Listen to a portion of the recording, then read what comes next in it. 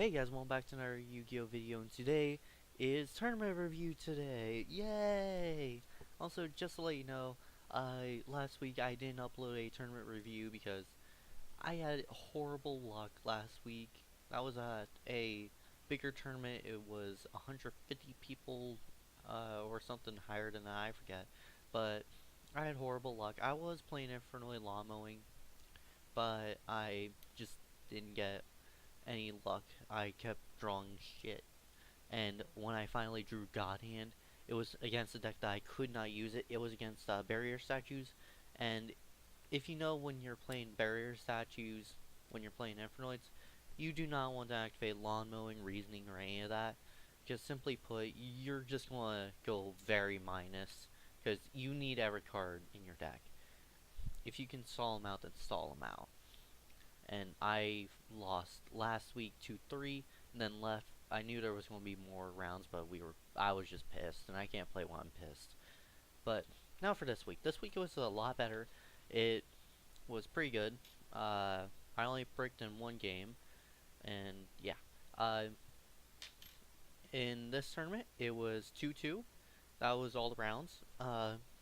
Like I, uh, like you should know by now, the one that we go to is a smaller one, because that's how we like it. We've been going there, and there's really nice people there, and yeah. And uh, so in round one, I went against. Oh shit, I can't even remember. Oh yeah, I went against Barrier Statue Stun. That was not fun. That was the most hard-fought game of my life. I won 2-1 in that.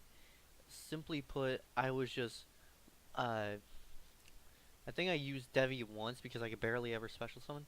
I barely got past him because I got rid of all of his back row. That was really scary to me, and I just kept attacking him. And eventually it turned down to me attacking him like 5 times with the Trap Shark's Rafflesia with a material because she's unaffected by traps. Wait, hold on. Let me make sure of that. I think she's just straight up unaffected by traps. Yeah, by trap effects while it has an XE material. Wait, yeah. So, simply put, he could not mirror force me. So, and I eventually got rid of the mirror force and everything that was detrimental to me, to where I could just keep poking him. And, yeah. And, game two. Oh, I just realized this is not supposed to be up.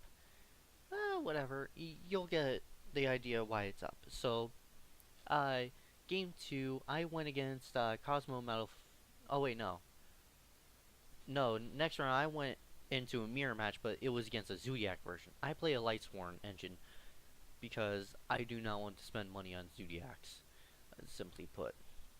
Uh, and I lost, but it was 2-1.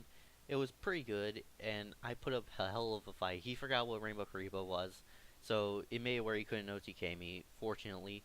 Um, and in game 3, I think it was just a game of him having too much that I couldn't get over.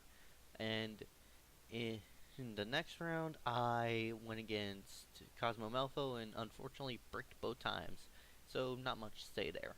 It was kind of where we both bricked. We were kind of top decking and getting what we could to beat each other down with. It was kind of a game of beatdown, and he had the biggest beat sticks at the time. So yeah. Uh, Game 4, I went against Triple E, and unfortunately, he was not playing what is said to be a good version. He did not have Crystal Wing, and he did not have like Hope Harbinger and all that. He didn't have Cyber Lord Omega. Nothing really to worry me about. It was mostly playing a fusion version of the deck, in which that uses Vanity Fiend more. So essentially, what occurred was uh, uh, when he actually got out of Vanity's Fiend against me, what I had to do was I normal summoned the Dextron. He changed Chalice on me, so I had to play Void Vanishment and crash into his Vanity's Fiend so that I could go off. Uh, yeah. Um, Also, in that he pulled off this rank 6 that I don't really know too much of because I've barely ever seen it. Number 24, Dragulus the Vampiric Dragon. If you don't know it, then you can probably see it right here. There you go. Uh, and essentially what he did was, I didn't know that was just every time it goes, every time it goes. I thought it was only once per turn, and I was like, oh, okay, I'll just attack over it. Sure, he'll probably balance my Anunku, and yeah. So he attempted to bounce, well, not bounce, send my Anunku to Grave High Chain Voids here, and he actually got rid of something. He got rid of my Cypher Emblem Omega, because I did the Lumina engine, which, if you guys haven't seen it before, then I'm just going to tell you it's crazy. When I get the extended version going off, I have a Cypher Emblem Omega, Scarlight, Red Dragon Archfiend, a Anunku, well, this was the field, an Anunku, and, what was the other one? I think it was a Traptrix Rafflesia. Yeah, I'm pretty sure it was Traptrix Rafflesia that I had as well. And eventually, it was just where it was that thing face down, and I was sitting there like, oh shit, I can't get over that. And Red Dragon Archfiend wouldn't be able to destroy it from what I know, because its attack and defense aren't public knowledge. So Red Dragon Archfiend would only destroy my stuff, and that would not be enough to game him. And this thing has to be face down for you to get rid of it. So I had an idea. Treacherous Trap Hole is in my deck. I had no trap cards. It goes into his turn. I said, hey, main phase, hold on. Before he tried to flip it and do stuff.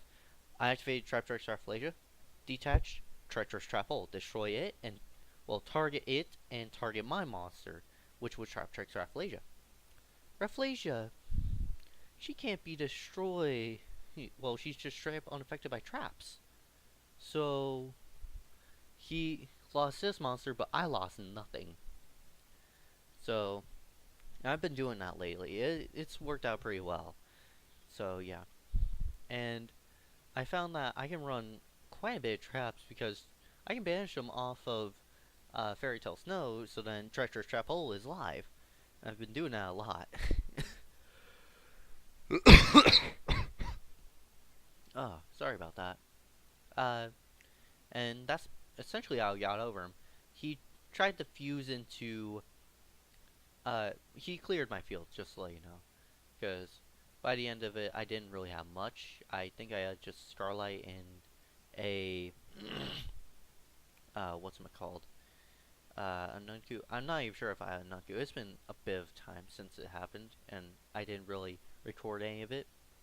Well, I didn't record. I kind of didn't remember much of it for some reason. What occurred was he summoned Dark, and I activated Fairy Tale Snow from Grave, special summon, put it face down.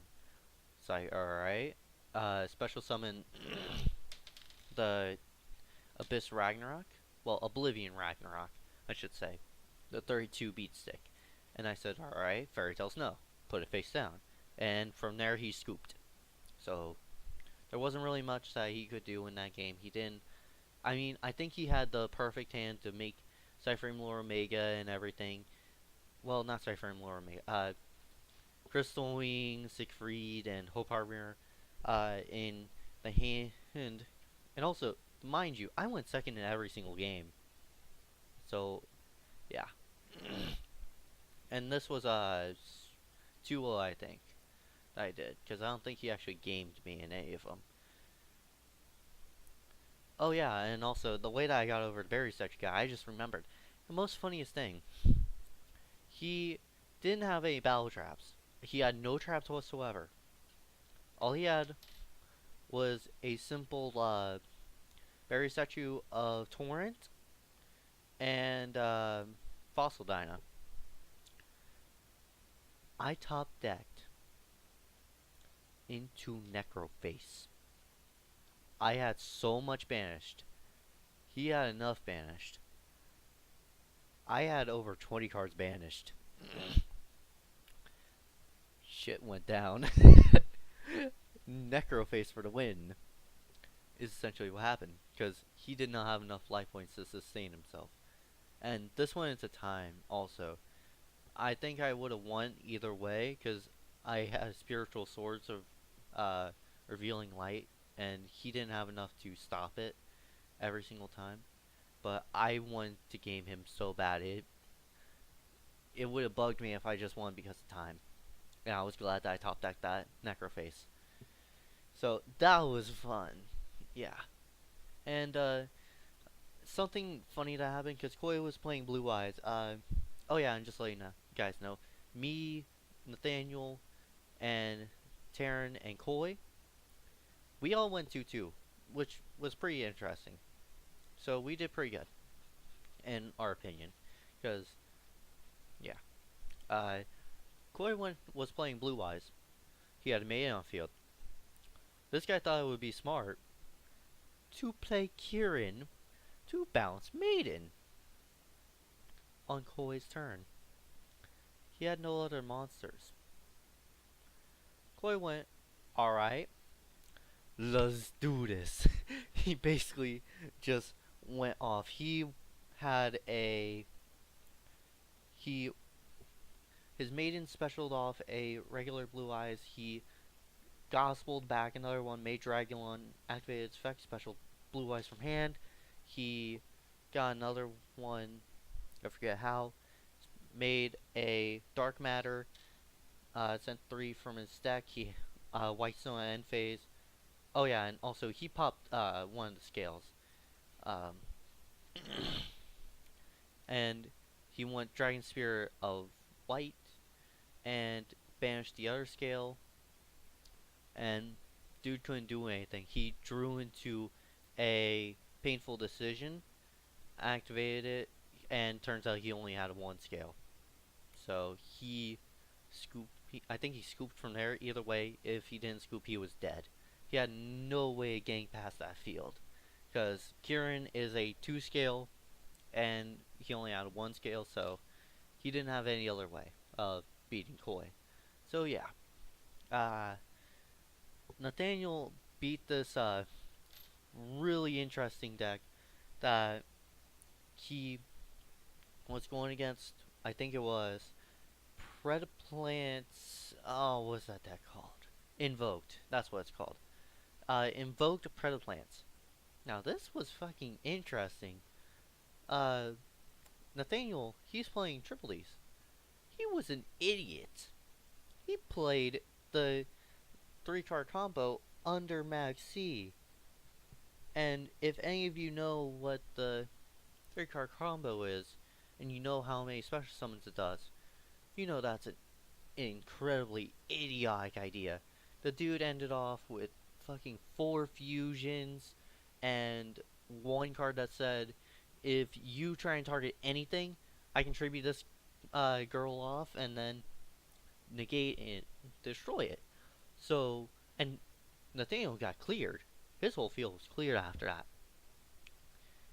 That was just fucking stupid what Nathaniel did. And he's lucky that he won that, because there was still a game 3. And yeah, I told him, you never play under Max C. Do not ever do that. That is an idiotic move. It's like, I didn't care. I had the combo. Like, still. No.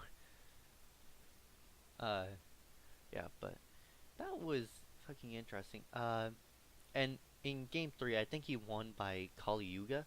I forget what occurred, but I'm pretty sure that what happened was that he summoned King Kali Yuga and basically just gamed from there because the dude couldn't activate anything on field. Terran, I don't think he had any interesting matches that he talked about with us, but he was playing Cosmo Metalfoe. Usually that's what Nathaniel plays, and DD is what Terran plays, but they kind of play different decks. So, yeah.